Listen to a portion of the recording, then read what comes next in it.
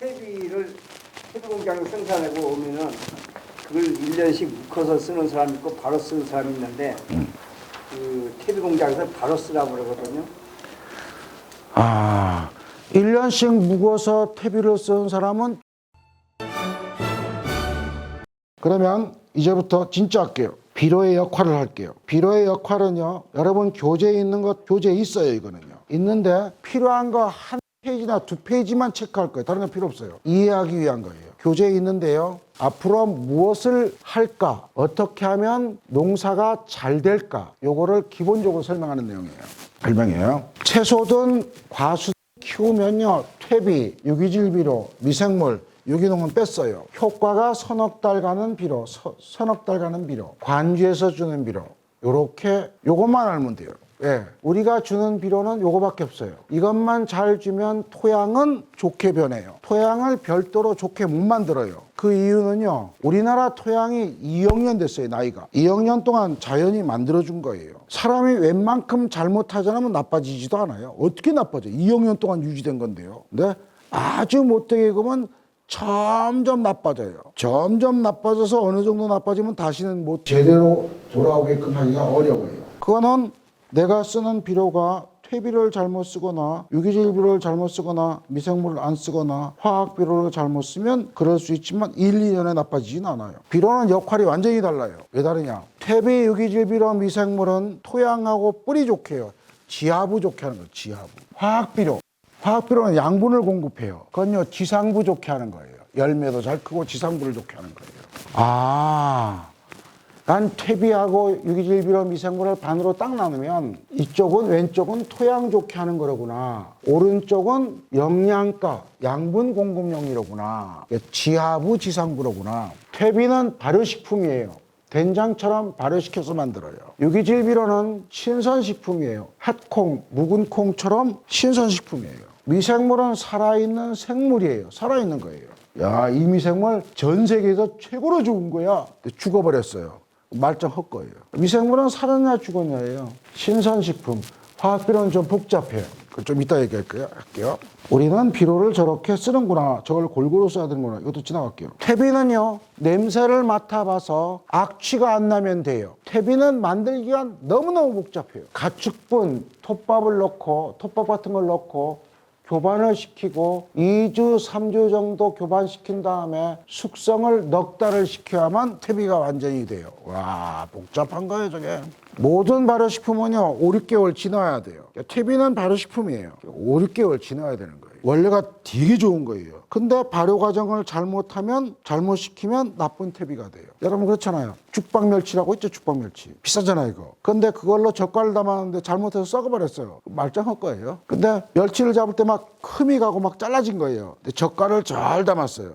그건 좋은 젓갈이 돼요. 즉 만드는 과정이 너무너무 복잡해요. 유기질 비료는요, 기름 짠 걸 단순 혼합한 거예요. 팔아버리는 거예요, 그냥. 유박비료는. 기름 짠 거를 모았다가 포대에 넣어 팔아버리는 거예요. 아주 간단해요, 이거는요.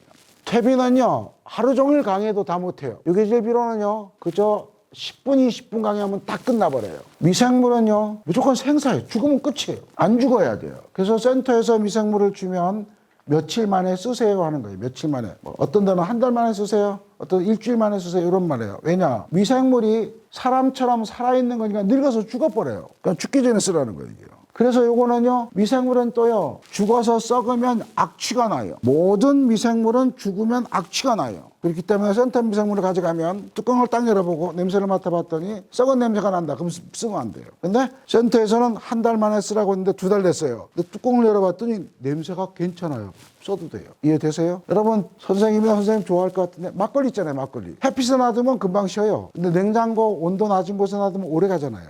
똑같은 거예요. 이렇게 보는 방법이 다릅니다. 유기질 비료는 원료를 단순 혼합했기 때문에 원료 뭐 썼어? 눈으로 보기만 하면 돼요. 근데 눈으로 보는데 어디 써 있느냐? 보증표에 써 있어요. 보증표에 써 있으면 비싼 거 들어가면 비싼 거, 싼 거 집어넣으면 싼 거예요. 그래서 이 유기질 유박비료는요, 그냥 딱 한 번 보기만 하면 이거 얼마짜리야? 이거 15,000원짜리인데 이거. 야, 이건 2만 원 넘었어. 야, 이거 10,000원도 안 돼. 한눈에 보여요. 왜? 원료가 쓰는 게 몇 개 안 돼요. 비싼 것도 있고 싼 것도 있어요. 싼 거를 많이 쓰면 싼 거, 비싼 걸 많이 쓰면 비싼 거예요. 그러니까 비료 보는 눈이 어렵지가 않아요. 근데 사람들이 그 보증표를 안 본다라는 거예요. 왜 안 보느냐? 외국은요, 비료 포대 앞에다가 자세히 써 있어요. 우리나라는요, 비료 포대 뒤에다 밑에다가 조그맣게 써 있어요. 안 보는 거예요. 안 보여주려고. 왜 그게 써놨는지 모르겠어요. 자, 이제 아까 지하부를 좋게 하는 퇴비 유기질 비료 미생물의 역할이에요. 요거 역할이에요. 이쪽 지하부를 좋게 해요. 볼게 한번요. 야, 퇴비 유기질 비료 미생물의 역할은 뭘까? 이거예요. 퇴비에는 유기물이 30%, 유기질 비료는 유기물이 60%, 두 배가 있어요. 그걸 주면 미생물이 먹어요. 미생물이 먹은 다음에 화장실에 가요. 화장실에 가서 배출하는 거를 대사물질이라고 해요. 이게 끈적끈적해요. 이 대사물질이요, 토양에 들어가면 토양을 부드럽게 만들어요. 부드럽게 만든 거를 공부하는 사람들이 때알 구조, 입단 구조라고 했어요. 이렇게 부드럽게 되면 물도 잘 보유해요. 이렇게 부드럽게 되면 뿌리가 호흡도 잘해요. 저렇게 부드럽게 되면 토양에 미생물들이 막 많아져요. 아, 미생물 아파트처럼 많아져요. 그러니까 이렇게 되면 좋은 거예요. 그러니까 유기질 비료나 퇴비하고 미생물이 있으면 토양이 좋아지는 거네. 그거라는 거예요. 가격도 알아요. 퇴비는 유기물의 30%예요. 유기질 비료는 60%예요. 그래서 퇴비는 보통 5, 6천 원이에요. 유기질 비료는 2배니까 뭐 10,000원 조금 넘어가요. 아주 좋으면 15,000원도 넘어가요. 그러나 가격은 2배예요. 화학 비료는 완전히 달라요. 왜? 양분이 12개, 10개 반으로 딱 나눠요.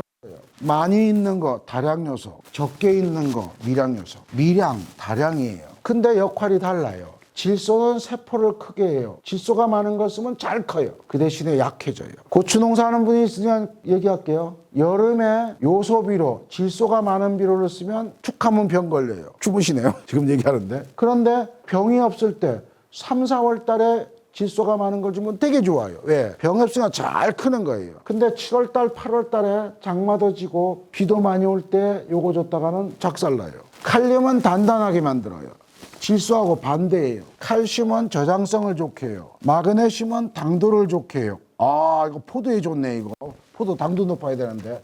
황은 색깔에 좋아요. 이것도 포도에 좋네. 사과에도 좋네, 이거. 붕소는 문이라고 했어요. 과일이 크냐 작으냐예요. 과일로 들어가는 문 역할을 해요. 양분이 잘 들어가서 문을 활짝 열어놓으면 과일이 커져요. 이렇게 역할이 다 다른데요. 다른데 그냥 내가 비료를 살 때는 이게 얼마 있는지를 봐야 된다는 거예요. 그걸 안 보면 바보라는 거예요. 내가 상추를 키우려면 질소가 많아야 돼요. 상추가 도톰하고 조금 작지만 도톰해지려면 가리가 많아야 돼요. 상추가 어린 잎이 잘 크려면 붕소가 부족하지 않아야 돼요. 그렇기 때문에 제가 농사는 못 짓지만 무슨 농사를 짓습니다. 근데 요 비료를 쓰고 있어요. 그러면 이 비료는요, 안 맞는 비료예요. 이 비료는요, 괜찮네요. 이렇게 할 수 있다는 거예요. 이해됩니까?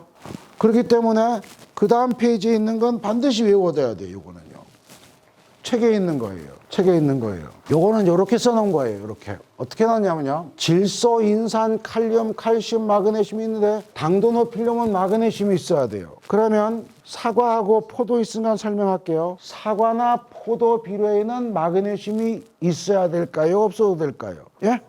있어야 되겠죠. 황은 있어야 될까요? 없어야 될까요? 있어야 돼요. 붕소는 있어야 될까요? 없어야 될까요? 있어야 돼요. 내가 이거를 볼 줄을 모르면 돈 주고 비료를 사지만 똑같이 농사를 졌는데 비료를 다른 거 써버리면 제대로 온 맛이 안 난다는 거예요. 이해됐어요? 됐어요? 그러니까 내가 비료를 꼼꼼하게 봐야 된다는 거예요. 그것도 어디에 써 있느냐? 보증표에 써 있기 때문에 한글하고 영어로 ABC로만 써 있어요. 얼마 있느냐? 요거만 비교하면 되는 거예요. 내가 만약에 비료를 비싼 걸 샀는데 마그네슘, 황, 붕소가 없어요. 비싸봐야 포도가 맛대가리가 없다는 거예요. 이해됩니까? 그 다음에 비료를 만들 때 이렇게 만들었어요. 어떻게 만들었냐면요. 돌가루예요. 이건 효과가 없어요. 이거 어떻게 하면 효과 좋을까 막 고민하다가 가열을 시켰어요. 조금 녹는데 그래도 안 녹아요. 그 다음에 화학 비료를 화학 반응을 시켰어요. 좀 녹아요. 반 정도 녹아요. 정밀 반응을 시켰더니 완전히 녹아요. 그래서 비료가 이렇게 얘기한 거예요. 완전히 녹는 비료는 사종복합 비료. 녹는 거, 안 녹는 거, 조금 녹는 걸 합쳐놓은 건 이종복합 비료예요. 이해돼요? 그러니까 내가 무슨 비료 쓰냐고 물어보는 거예요.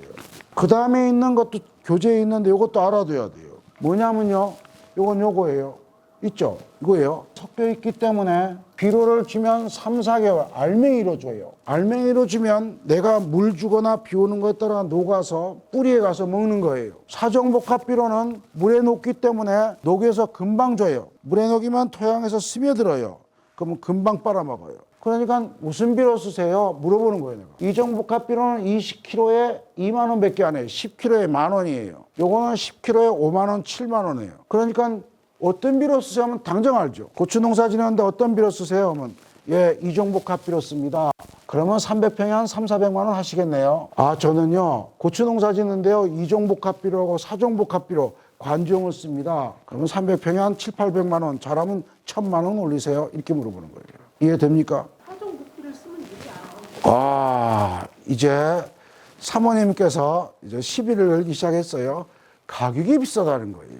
왜냐면요 이거 왜 안 쓰느냐? 이거는요 비료가 몇 개가 안 돼요. 이 회사 저 회사 이 회사 몽땅 해봐야 밑거름은 비슷비슷해요. 웃거름도 비슷비슷해요. 그러니까 골라 쓰기가 편해요.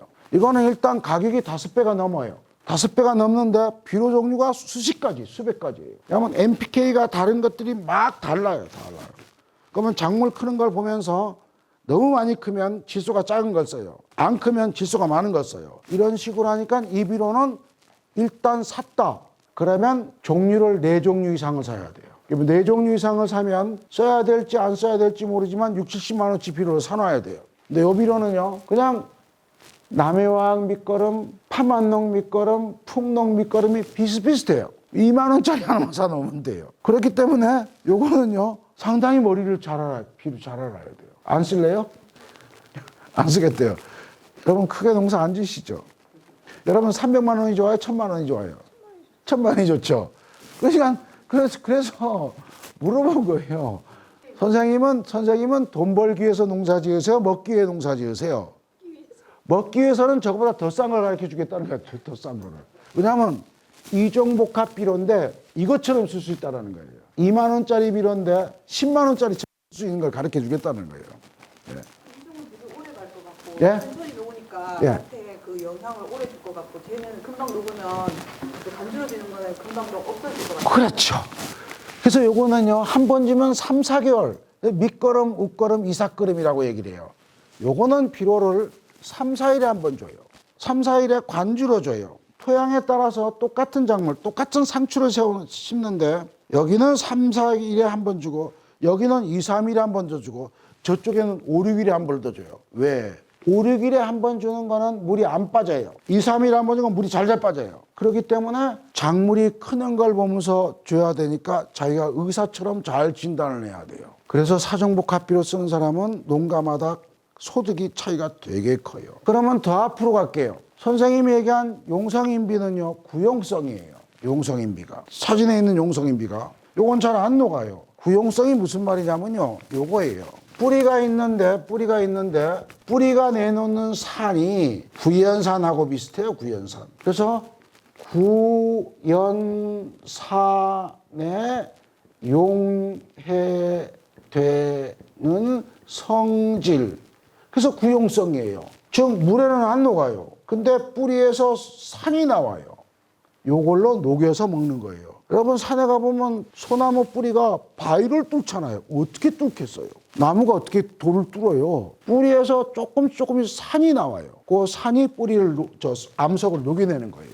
그러면 그것보다도 더 안 녹는 건 돌가루예요. 맥반석, 천매암, 운모류예요. 이거요 20년 전엔 되게 유행했어요. 농가 중에 이거 없는 사람이 없었어요. 왜? 광고를 무지하게 때렸어요. 근데 어떤 사람이 물어봐요. 교수님 제가 맥반석 10포대하고요 천매암 5포대하고 운모 10포대 사놨거든요. 되게 비싸게 샀는데요. 이거 효과 언제면 나타나요? 그럼 제가 이렇게 해요.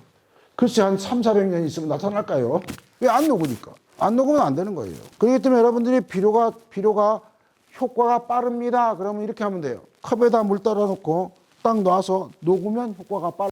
안 녹으면 효과 없어요. 근데 황산고토는 잘 녹는 거예요. 100% 녹아요. 그러니까 효과가 빠른 거예요. 선생님, 그 사도가 작년에 고추를 심었는데요. 파란색이에요. 그렇게 알갱이 동글동글 있는 거 이름 모르겠어요. 그게 이번에도 아직까지도 안 녹아갖고 있는 거는 안 좋은 거죠. 자요. 제가 그래서 말로는 못한다는 거예요. 우리 집 강아지가 여기 막 아팠는데요. 의사 선생님, 우리 이 집 강아지 어떻게 살리면 돼요? 몰라요. 그러니까 아까 전화번호 가르쳐줬잖아요. 문자로 알려주면 제가 처방해 드릴게요. 예. 아까 황산고토는요, 선생님, 황산고토는요, 이게 있어요. 비료를 얘기를 할 때 이종 복합 비료, 사종 복합 비료, 복합이잖아요, 이거요. 그래서 뭐라고 했냐면 2종 이상, 양분이 2개 이상이에요, 이상. 화합물이 2개 이상이라는 거예요. 근데 아까 황산고토는요, 원래 황산고토라는 거 하나예요. 그러니까 복합 비료가 아니에요. 그러니까 2종도 되고 10장도 되고 11항에도 들어갈 수 있어요. 아까 여러분이 얘기할 때 밀양요소 복합비료는 뭐라고 되냐면요, 2종 이상이라고 돼 있어요. 2종 이상. 그러면 2개만 넣은 게 나아요? 5개 넣은 게 나아요? 근데 비료 만드는 사람은 2개만 넣어야 싸요? 5개 넣어야 싸져요. 그러니까 돈 벌려면 2개만 넣어야 돼요? 5개 넣어야 돼요? 2개만 넣어야 돼요. 그러니까 밀양에서 복합비료는 2종 넣습니다면요, 요거를 모르는 사람이에요. 2종 이상. 법에 딱 그렇게 나와 있거든요. 2종 이상. 근데 그 사람은 초등학교를 안 나와가지고 이상을 잘 모르는 거예요. 아니 화학 고토를 때문에 이종이라고 말씀하신 것 같은데 이상은 포함되는 거잖아요, 2개를. 2개 이상. 그럼 황산고토면은 아, 저건 이거예요. 그 저는 공부를 잘했으면 좋겠는데 공부를 여기 와서 하시네요. 자요. 모든 화합물은 플러스 마이너스가 합쳐져서 하나가 돼요. 황산이 마이너스예요. 고토가 플러스예요. 또 한 가지는 요거예요. 복합비료를 만들면 여기에서 가장 중요한 게 질소인산 칼륨이에요. 이해됩니까? 네. 그래서 뭐라고 되어 있느냐 하면 이렇게 되어 있어요. 복합비료는 질소인산 칼륨 중에 2가지 이상은 섞어야 된다. 이해됩니까? 근데 황산고토는 막 뒤에 거예요, 뒤에. 5번째, 6번째 거예요. 그러니까 저건 복합비료를 안 치는 거예요. 맞춤이라고. 맞춤 16호. 네, 16호, 18호. 그것도 설명해 드릴게요. 앞으로 나올 거예요. 2종에 들어가는 건가요? 아니요. 이따 나와요. 예, 설명하는데요. 맞춤비료에 NPK가 있어요, 없어요? 안 봤죠, 이때까지? 있죠. 있기 때문에 복합비료예요. 왜 물에 녹아야 흡수되느냐? 녹아야 된다는 거예요. 하루에 식물체에서 300평당 하루에 1톤의 물이 빨려 들어가요. 마치 우물에서요, 물 퍼내는 거하고 똑같아요. 물을 퍼내요. 물이 따라 들어가요. 그때 물에 녹아 있는 것만 먹어요. 원래는 요거 대학생들 배우는 외국 책에는 이렇게 써 있어요. 요걸 저렇게 오른쪽처럼 바꿔놓은 거예요.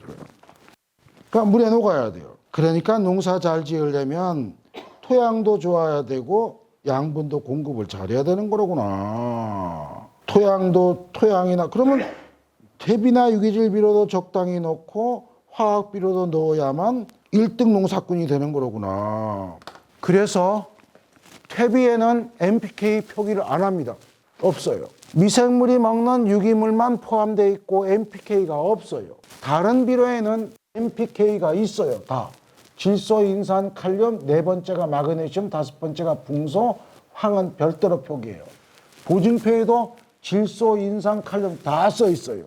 미생물이에요, 미생물. 미생물에도 NPK를 안 써 있어요. 이해됩니까? 그렇기 때문에 이 방법은 아주 나쁜 방법이에요. 난 퇴비를 많이 줘서 잘 키울 거예요. 안 커요. 오죽하면 여기 NPK를 빼놨겠어요. 이 퇴비 공장에서 생산하고 오면은 그걸 1년씩 묶어서 쓰는 사람이 있고 바로 쓰는 사람이 있는데 그 퇴비 공장에서 바로 쓰라고 그러거든요. 1년씩 묵어서 퇴비를 쓰는 사람은 최고 농사꾼. 가져오자 쓰는 사람은 꼴등 농사꾼. 가져가자마자 금방 쓰세요 하는 사람은 돈만 벌려는 나쁜 사람.